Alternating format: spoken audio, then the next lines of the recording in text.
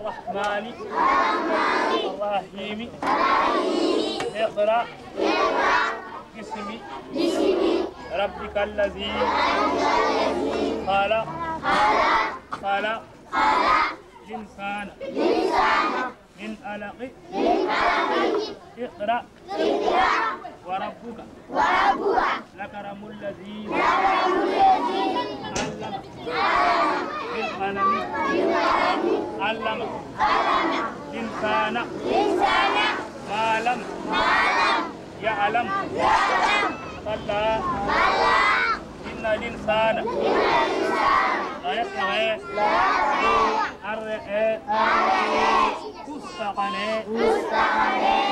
إن إلى ربك رجعا أرأيت الذي ينهى عبدا إذا صلى أرأيت إن كان على الهدى أوامر بالتقوى أرأيت إن كذب وتولى ألم يعلم الإنسان ما لم يعلم كلا إن الإنسان لا يطغى أن رآه استغنى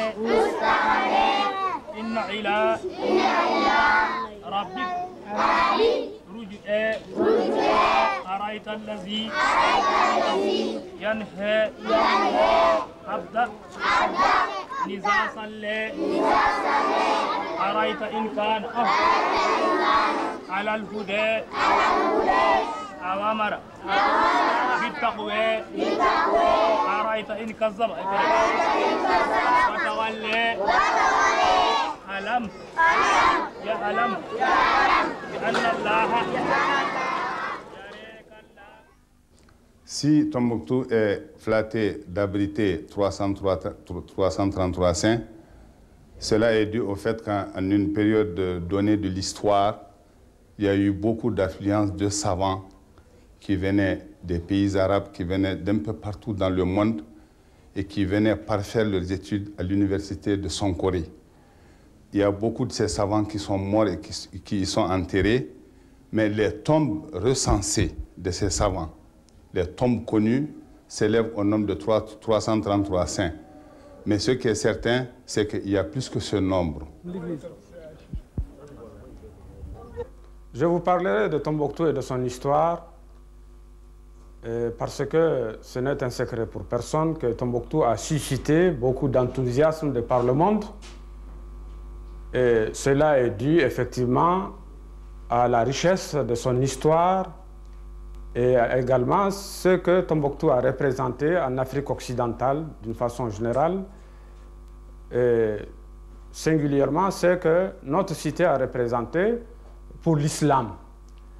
Parce que Tombouctou, effectivement, tient tout son épanouissement, toute son importance à deux faits essentiels, à savoir l'épanouissement culturel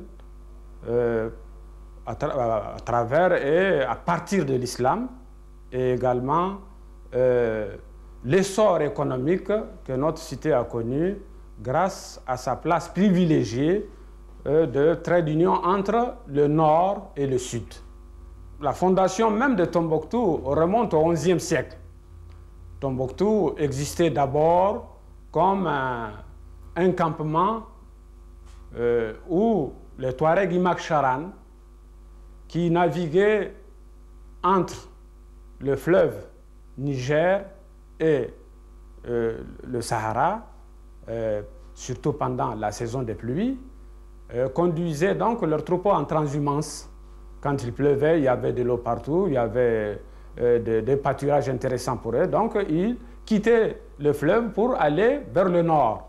Et pendant la saison sèche, quand il ne pleuvait plus et que le temps commençait à s'achasser, ils redescendaient donc vers le fleuve pour toujours pouvoir bénéficier quand même de la présence de l'eau et des pâturages le long du Niger.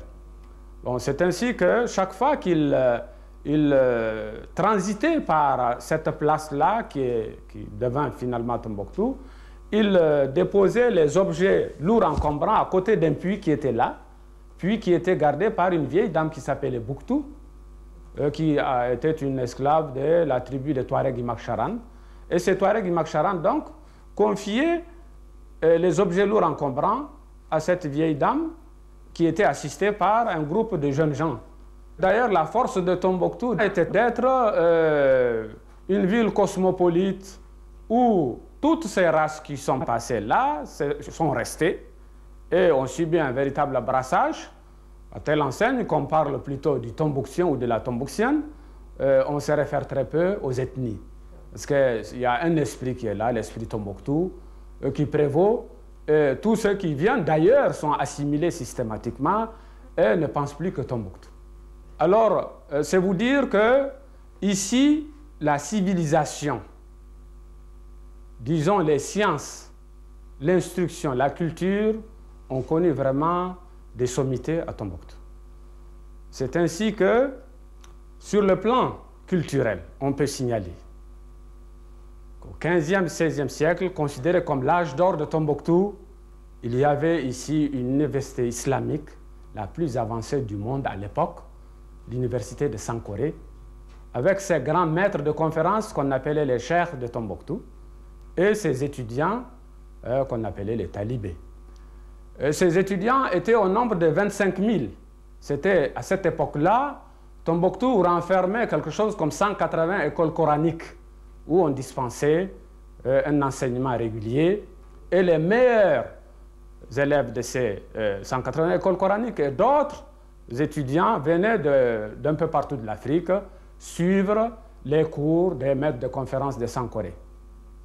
Alors, à cette époque-là également, il faut signaler qu'il y avait ici de grands ateliers, comme les tissages, comme les bijouteries, comme les menuiseries. Cet atelier existait depuis 5 siècles, hein. Ça existe parce que depuis nos arrière-parents, nous avons fait ça de père en fils. Ça, c'est mon père qui est à côté de moi, c'est mon père qui est à côté de moi. Mes enfants aussi travaillent. Ici, c'est la bijouterie traditionnelle. On travaille les travaux de la tradition de Tombouctou.